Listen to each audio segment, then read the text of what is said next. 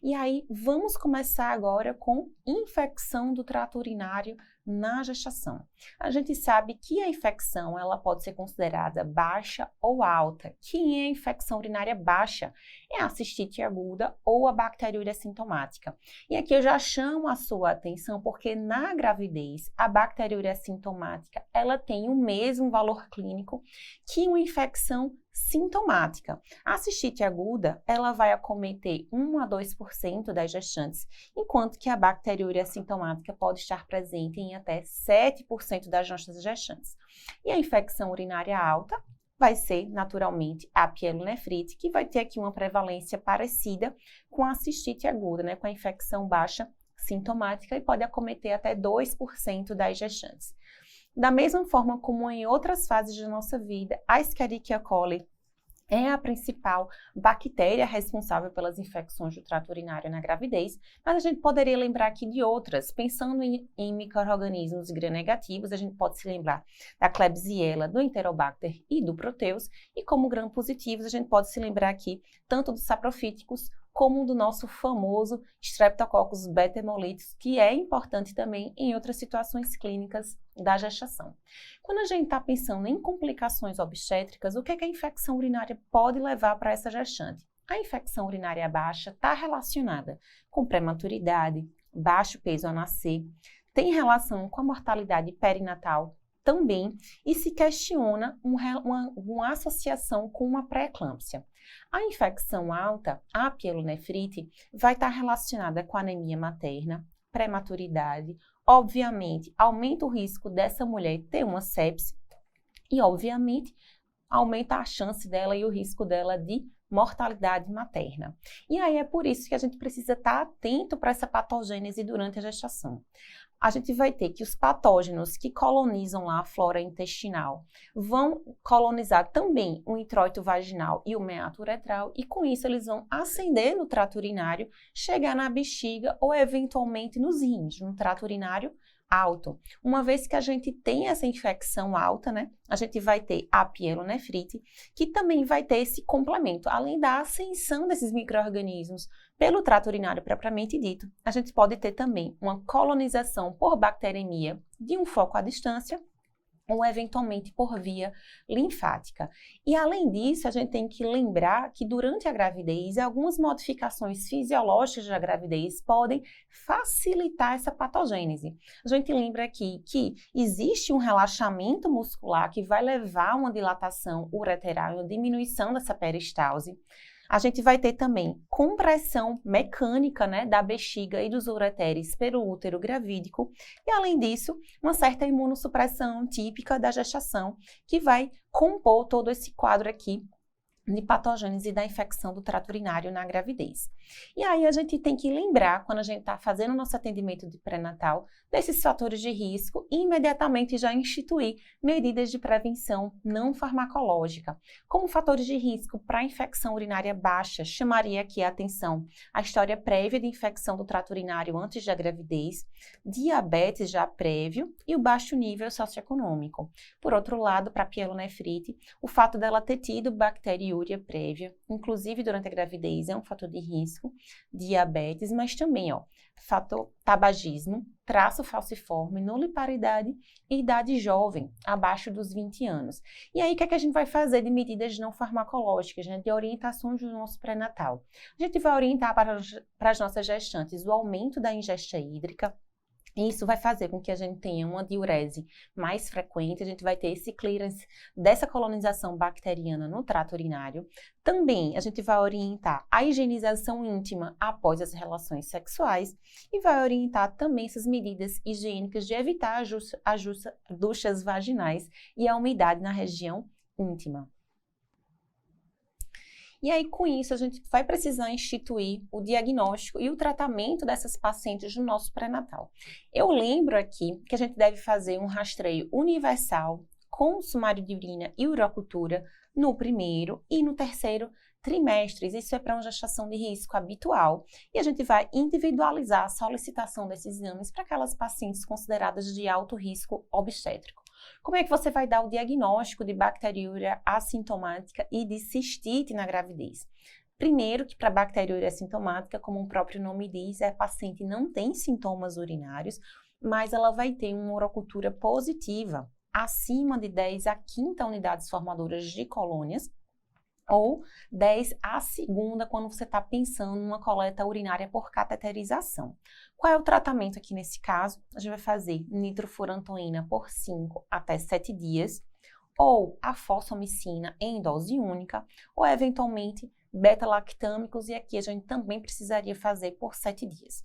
No caso da cistite, a gente tem uma paciente sintomática, o que vai chamar a gente aqui a atenção é a disúria, urgência urinária, e a polaciúria, tá? Lembrar que existem já alguns sintomas de aumento da frequência urinária que são fisiológicos da gravidez, mas a disúria e a urgência urinária devem chamar a atenção da gente para a possibilidade de infecção do trato urinário. No sumário de urina, a gente veria piúria e no diagnóstico por urocultura, a gente vai ter o mesmo valor aqui de 10 a quinta unidades formadoras de colônia por ml. E o tratamento é semelhante também, ó. Nitrofurantoína por 5 a 7 dias, fosfomicina em dose única, ou eventualmente amoxicilina, clavulanato e a sulfa. E aí vamos pensar aqui um pouquinho por que a gente passa esse tipo de tratamento. Quando a gente vai ver a suscetibilidade dos uropatógenos aos antimicrobianos, a gente vai ver que para a Escherichia coli, que é a principal bactéria, a gente vai ter uma suscetibilidade acima de 90% para esses dois esquemas aqui, fosfomicina e nitrofurantoína. Não apenas para a Escherichia coli eles tinham uma boa cobertura, como para os demais agentes aqui também, a gente vai ter uma cobertura próxima dos 85%, alcançando os 95% de suscetibilidade com a fosfomicina. Então, na gravidez, a gente costuma dar preferência para essas duas drogas aqui. Quando a gente não tem essa possibilidade, eventualmente existe uma resistência bacteriana já comprovada pelo seu antibiograma, a gente pode tentar aqui uma quinolona, amoxiclavulanato, cefuroxima, sulfametoxazol trimetoprim ou eventualmente a ampicilina, chamando aqui a atenção para a suscetibilidade bem aquém dos demais antimicrobianos para a ampicilina, o que torna esse antibiótico que não seja uma primeira escolha. E por que a gente prefere a nitrofurantoína e a fosfomicina? Começando aqui pela nitrofurantoína. O nome comercial aqui no Brasil que vocês vão encontrar nas farmácias é a macrodantina. E aqui no Brasil ela está distribuída, né? Ela é formada na forma de macrocristais. Com isso, o que é que a gente vai ter? A gente vai precisar administrar essa medicação de 6 em 6 horas, preferencialmente junto com alimentos. E aí a forma farmacêutica disponível é de 100 miligramas. Então a gente vai prescrever 100 miligramas de 6 em 6 horas por uma semana. Uma pequena fração da nitrofurantoína que é ingerida por via oral é metabolizada pelo fígado, o que faz com que a maior quantidade dela metabolicamente ativa seja excretada pelas vias urinárias. Então, a gente tem uma alta concentração da medicação onde a gente precisa que ela realmente atue. E aí, como é que ela age, né? Qual é o mecanismo de ação? Essas flavoproteínas bacterianas vão reduzir essa molécula da nitrofurantoína e aí com isso os metabólitos da nitrofurantoína vão interferir na respiração celular, no metabolismo glicídico e na síntese das proteínas e do DNA e do RNA bacteriano. Então, para algumas bactérias ela vai funcionar como bactericida e para outras bactérias ela vai funcionar como um bacteriostático. Qual é o cuidado que a gente tem que ter na prescrição da macrodantina, da nitrofurantoína? Existe um risco de anemia hemolítica quando a gente prescreve acima das 38 semanas ou quando a paciente iniciou o trabalho de parto. Então, se a gente deu o diagnóstico de bacteriúria sintomática ou de cistite a partir das 38 semanas ou com aquela paciente início de trabalho de parto, ela deixa de ser a primeira escolha. Tá? E agora a fosfomicina, que tem a vantagem de ser administrada em dose única. O nome comercial disponível no Brasil é o Monuril, que tem 3 gramas da droga, da fosfomicina. Ela é uma classe nova de antibióticos, classe dos bactericidas fosfônicos, que é um análogo do fosfenol piruvato. E com isso, o que é que ela vai fazer? Vai inativar essa enzima chamada MURA e com isso ela vai interferir na formação da parede bacteriana. Então, a fosfomicina tem uma ação, de fato, bactericida. Quando a gente tem a associação com o trometamol, que é de fato essa apresentação aqui do Monuril.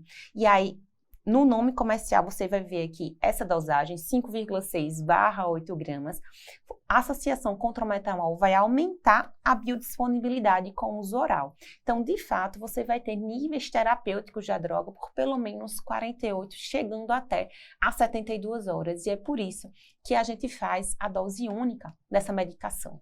E a única contraindicação é para esses pacientes, né, com insuficiência renal grave, quando a gente tem um clearance de creatinina menor do que 10. Isso que a gente falou até agora foi do tratamento das infecções baixas, e agora a gente vai falar sobre a infecção urinária do trato urinário alto, que é a pielonefrite.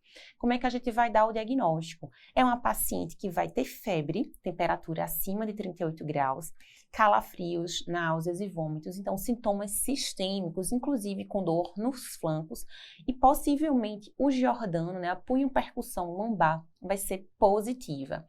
No sumário de urina, a gente vai encontrar piúria, mas nem sempre na urocultura a gente vai encontrar algum agente microbiano, porque em boa parte dos casos, a replicação bacteriana está acontecendo apenas no trato urinário alto. A gente não tem a eliminação da bactéria por via urinária baixa.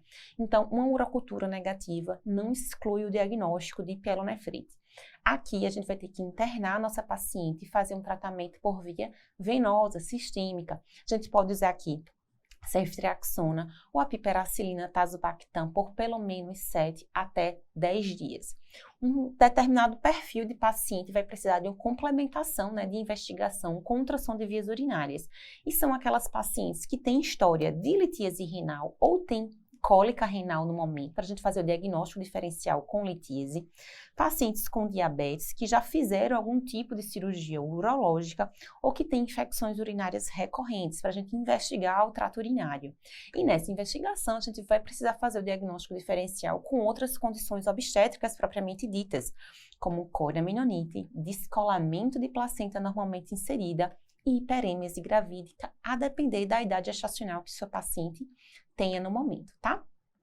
Outros antibióticos que a gente pode prescrever, como a gente já discutiu, são as quinolonas, porém a gente tem observado uma diminuição da sensibilidade e um aumento da resistência bacteriana, então vai ficar para alguns casos selecionados.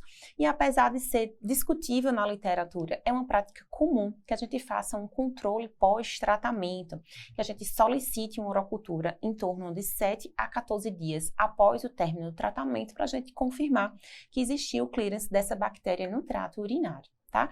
Algumas pacientes vão precisar de profilaxia farmacológica, além daqueles cuidados não farmacológicos que a gente já discutiu.